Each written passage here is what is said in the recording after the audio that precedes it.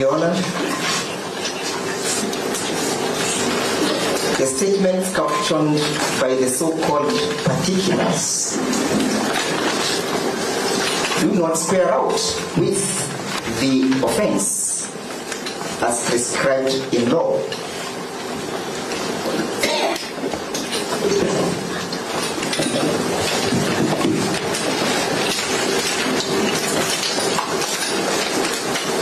And as such, Your Honor, this court must guard under Article 10 such kind of habits and conduct by the DPP and the police and uphold the rule of law. It's only through your pronouncement, Your Honor, in such kind of a rare invitation that you'll be able to communicate to all and sundry that this is a court of law. It's not a court that is meant to square out political scores. It's only through that pen of yours, Your Honor, has the right. Sorry, so before that happens, the court remains to settle political scores. I think you need to watch your words. You know, I rephrase. Because both sides respect each other. Yes, you know, I rephrase with apologies. That this court is a court of law, and any person wishing to settle scores should do out there and not before this court.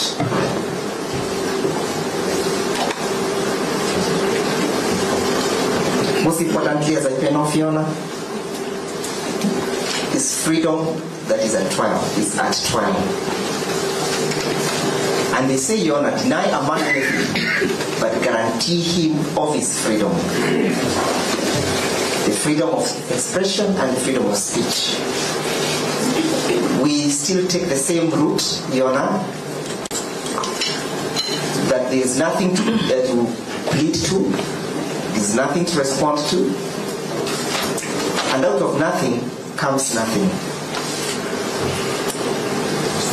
That the suspect who is before Your Honor be released on his own personal bond or reasonable bond terms.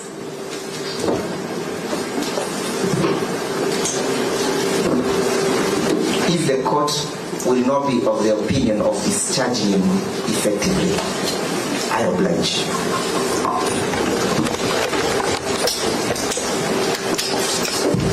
Your Honor,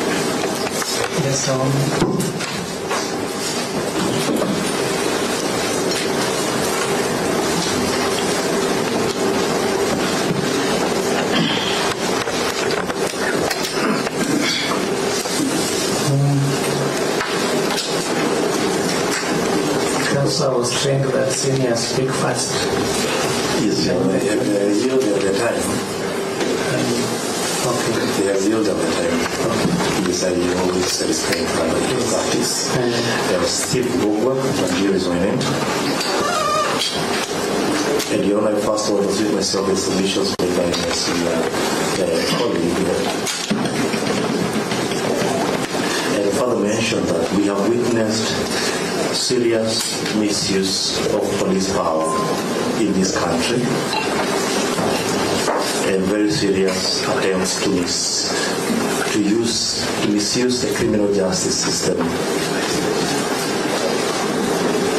in settling scores, both political or social. And what we're witnessing today, Your Honor, is an incident of clear misuse of power to limit fundamental freedom of expression.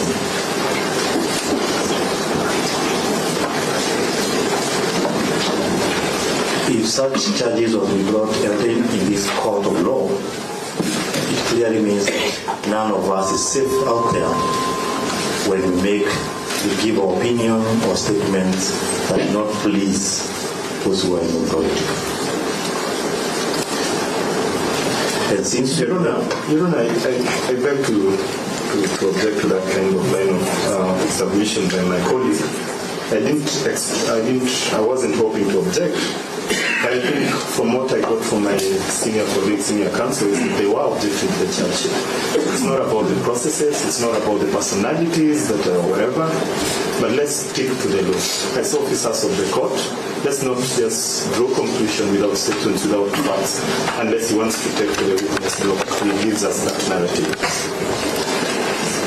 I humbly respect my colleague, but I wish to statement clearly that this court, Your Honor, should not be misused by the state to limit fundamental right of expression, and the charge sheet before you is totally defective.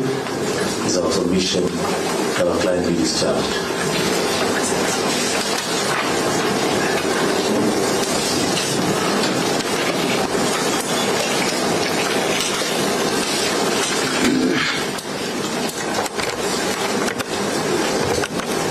We respond on the prosecution side. Your Honor, respond briefly. Your Honor, the charge sheet that's before you has met the conditions placed under the Criminal Procedure Code.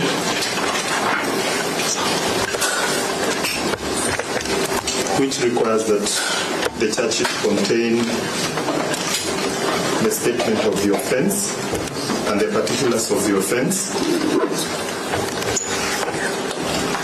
I look at section 94(1) of the Penal Code. Gives the offense for which the accused person is facing. It gives the elements of that particular offense. The purpose of mentioning these particular elements is in relation to the particulars. That's the quotation that my colleagues, my senior colleagues, have pointed out. The section brings out certain keywords, like for example, a public place, public gathering, threatening or insulting words or behavior. And the section goes on and on. Your Honor, the question as to whether that quotation meets the provisions of section 94(1) are evidential questions. Your Honor, I refer this honorable court to three authorities when it comes to such an offense. That is Jacob Nthigangari versus Republic. Criminal Appeal number 48 of 2014.